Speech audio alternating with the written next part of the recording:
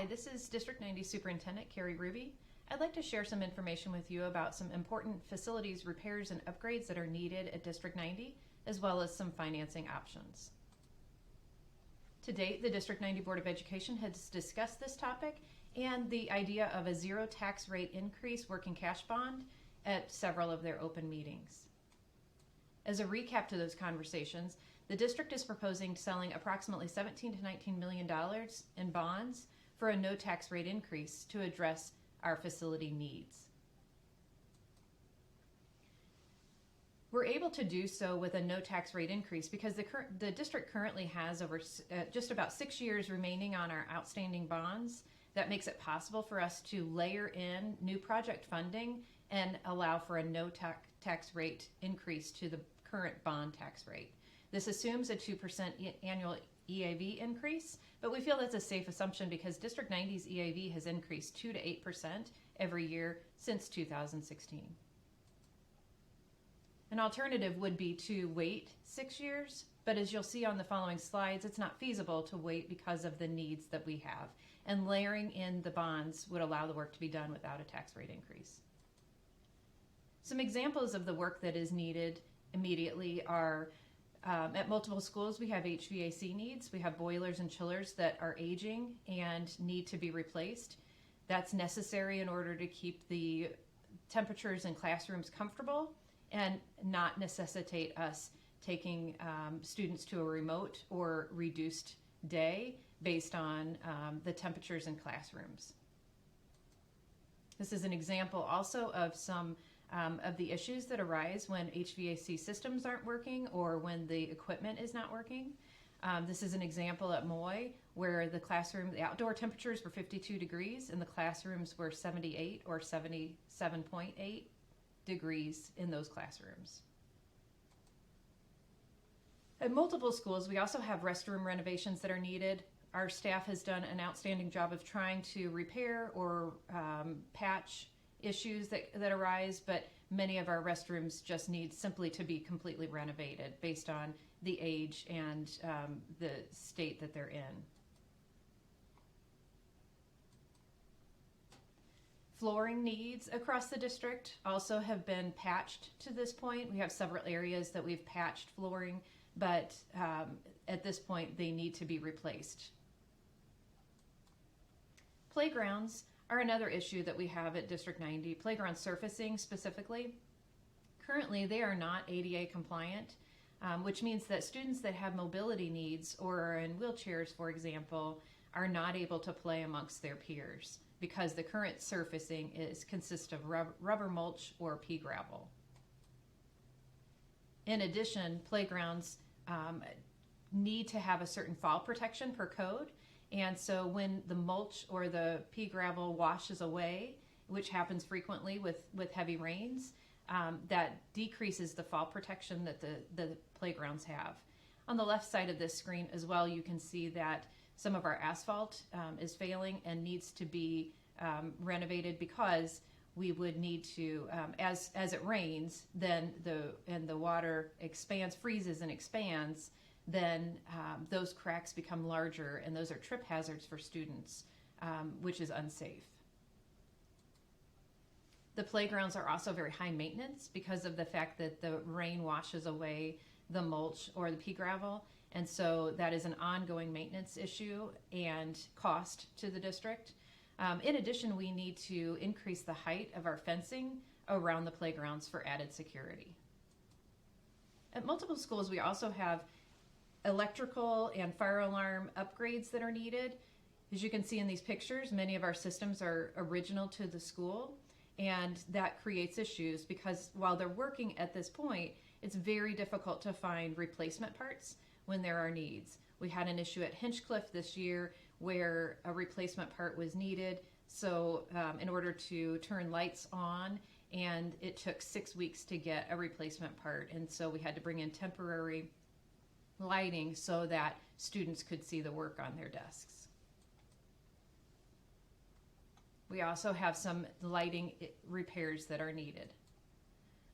In addition, we have needs with our roofs. So several of our roofs have issues where we've tried to repair but patching and repairing isn't sufficient to keep the water out. On the right-hand side, you can see that where Fulton's new gym floor that their staff helped, their students and staff helped fundraise for, the week after it was installed, had some rain damage because there were leaks, and so we had to have that all repaired. But keeping that water out is important not only for water damage, but also for ensuring that we don't get mold in schools and that we don't have damage to floors.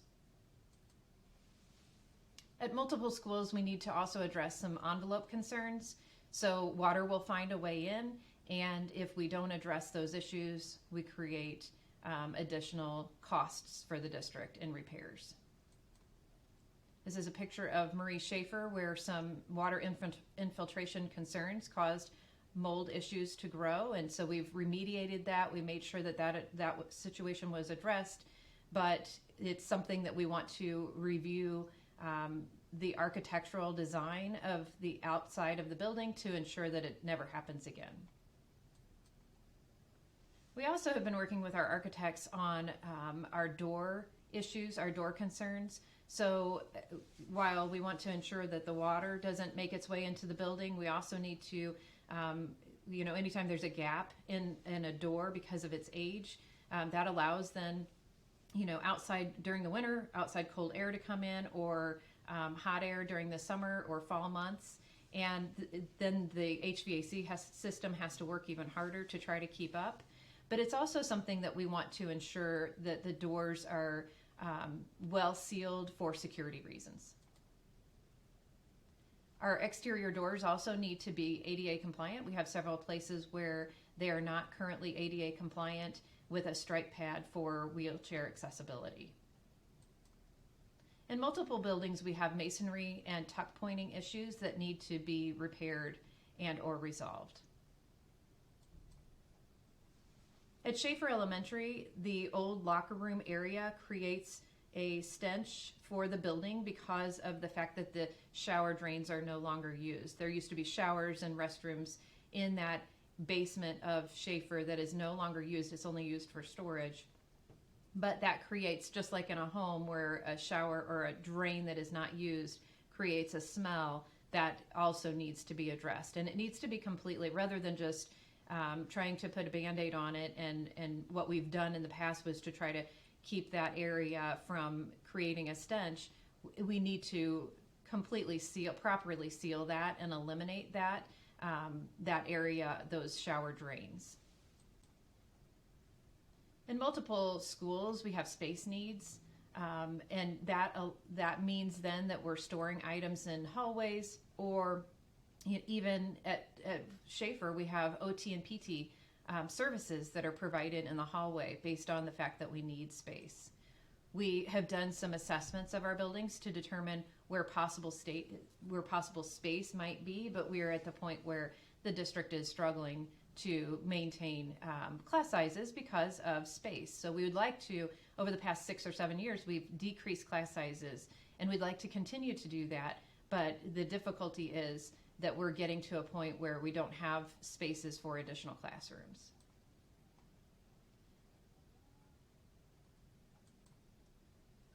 At Evans, EK, and Hinchcliffe, we only have one multi-purpose space, and so that decreases our ability to offer daily PE because we have breakfast and lunch service that is provided in that space, as well as cleanup time. So PE can't be offered in those spaces when we're offering breakfast or lunch or cleaning up after those.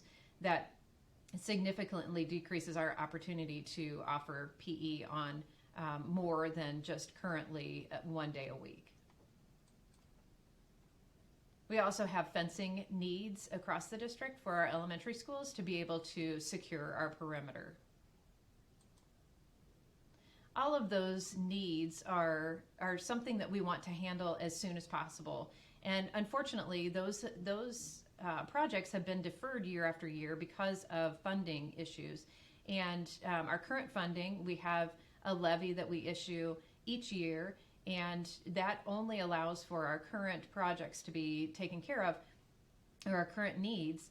As you can see where it says estimated revenues to expenditures, there's not much money left over to handle some of these bigger issues that I've just gone over. Fortunately, we're in a position where the district can issue working cash bonds over the next 3 years at a 0 tax rate increase based on our current bond schedule. That gives us the opportunity to not continue to defer these projects, but to address them immediately and then pay off those working cash bonds without increasing that bond and interest tax rate. Fortunately, District 90 has also decreased our overall tax rate over several years, and you can see from 2016 to currently that tax rate has decreased. So in summary, we are looking at a 0 tax rate increase to address our facilities needs in a timely manner that allows for us to get the work completed as soon as possible. We've been very careful when we're working with our architects. We've been very careful about talking about needs and focusing on prioritizing those needs per building instead of our wants. So those wants or those nice to have types of projects, such as all-weather tracks, those would be deferred for some time in the future. And we are solely focusing on what our needs are, our immediate needs. At District 90, we feel that it's important to set the standard and establish the standard. Students deserve the opportunity to learn in environments that are safe, comfortable, and not in disrepair. We feel like this is something that our students and our staff deserve to have. If you ever have any questions about any of the contents of this presentation or any of our facilities needs or our financing options, please feel free to reach out to me. My phone number is on the district website, of90.net, as well as my email address is chruby@of90.net. Thank you very much.